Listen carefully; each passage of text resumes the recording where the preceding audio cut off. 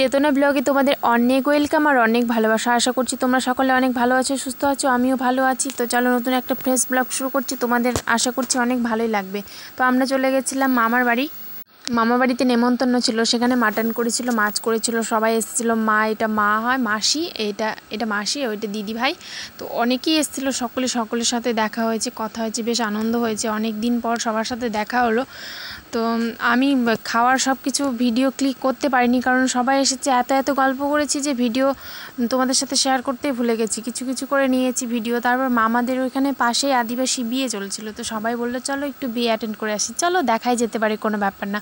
অনেক দিন আদিবাসী বিয়ে দেখা হয়নি, বেশ ভালোই লাগে। তো আমরা কলা গাছ দিয়ে সাজাই, ওরা খেজুরের ডাল দিয়ে সাজায়। আমার অতটা জানা নেই, তবে দেখে তাই মনে হলো। দেখো কি সুন্দর খেজুরের গাছে ফুল দিয়েছে, বেশ ভালোই লাগলো দেখতে। তারপর নাচা গানা হলো, সেগুলো দেখেছি। দেখে তারপর বাড়ি চলে এসেছিলাম। আর রাত্রে তোমাদের সাথে ভিডিও শেয়ার করা হয়নি। তো তারপর বাড়ি এসে ভারী মনটা ভীষণই খারাপ ছিল।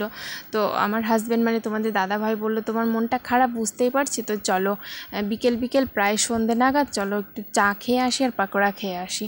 তো চলো, যাওয়াই যেতে পারে, তাই না? তো চলে গেছিলাম আমাদের এখানে ব্রিজের হাওয়া খেতে খেতে বেশ চলে গেছিলাম চা খেতে আর পাকোড়া খেতে। পাকোড়া খেয়ে তারপর বাড়ি চলে এসেছিলাম। তো চলো, আমার এই ব্লগটা তোমাদের কেমন লাগলো জানিও। সকলেই সুস্থ থেকো, ভালো থেকো, টাটা।